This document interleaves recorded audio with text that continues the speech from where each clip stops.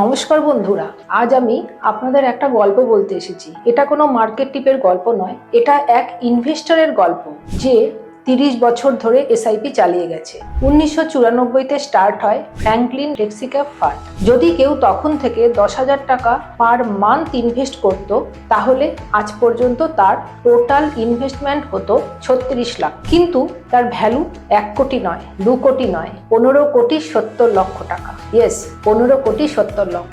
এটা real data, real investment journey. কিন্তু friend, এটা শুধু নাম্বারের গল্প নয়। 30 বছর মানে হলো 30টা জন্মদিন, 30টা অ্যানিভার্সারি, 30টা দিওয়ালি আর অনেক এমার্জেন্সি। 30 বার প্রলয় হতে পারে এসআইপিটা স্কিপ করার। বাট অ্যাকচুয়াল ওয়েল তো সেই লোকটা বানায় যে থাকে ডিসিপ্লিন, কমিটেড।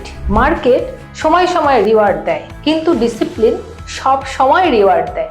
জানেন কি, ফ্র্যাঙ্কলিন ফ্লেক্সিক্যাপ ফান্ডের এসআইপি প্রথম 3 বছরে নেগেটিভ রিটার্ন দিয়েছিল। যদি সেই ইনভেস্টর ছেড়ে দিতেন, তাহলে 15 কোটি কখনো দেখতে পারতেন না। 2008-এ মার্কেট ক্র্যাশ হলো, 2020-তে কোভিডের ঝড়ে ফান্ডের ভ্যালু পড়লো, কিন্তু যে লোকটা ধৈর্য রেখেছিল সে আজ কোটিপতি।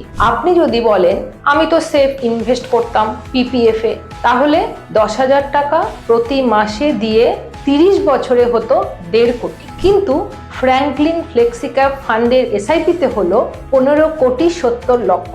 রিস্ক আছে, কিন্তু রিওয়ার্ড তার থেকেও অনেক বেশি। এই সাকসেস কোনো ছোট ফান্ডের গল্প নয়, এটা হলো ফ্র্যাঙ্কলিন টেম্পলটন মিউচুয়াল ফান্ডের লেগ্যাসি।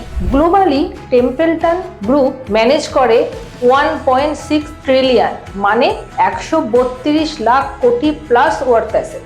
ভারতে ফ্র্যাঙ্কলিন 1994 থেকে কমিটেড। ফ্র্যাঙ্কলিনই ইন্ট্রোডিউস করেছিল ডেইলি ন্যাব ডিসক্লোজার, মান্থলি পোর্টফোলিও, এবং 1996-তে ফ্র্যাঙ্কলিনই প্রথম এসআইপি কনসেপ্ট নিয়ে এসেছিল ভারতে। ওরা দেখিয়ে দিয়েছে যে লং টার্ম ইনভেস্টমেন্টে রিয়েল ওয়েলথ ক্রিয়েট হয়। ফ্র্যাঙ্কলিন নিয়ে এসেছে Franklin multi asset allocation fund, যেখানে আপনার টাকা ইকুইটি, ডেট, গোল্ড অ্যান্ড সিলভারে ইনভেস্ট হবে। দেখা গেছে এই ধরনের ফান্ড লং টার্মে ভালো রিটার্ন দেয় এবং রিস্কও অনেক কম থাকে। ফ্র্যাঙ্কলিন টেম্পলটনের ফান্ড আর ফিনোম্যাটিকের গাইডেন্সের সাথে আপনিও বানাতে পারেন আপনার নিজের ওয়েলথ ক্রিয়েশনের স্টোরি। ধন্যবাদ, জয় হিন্দ।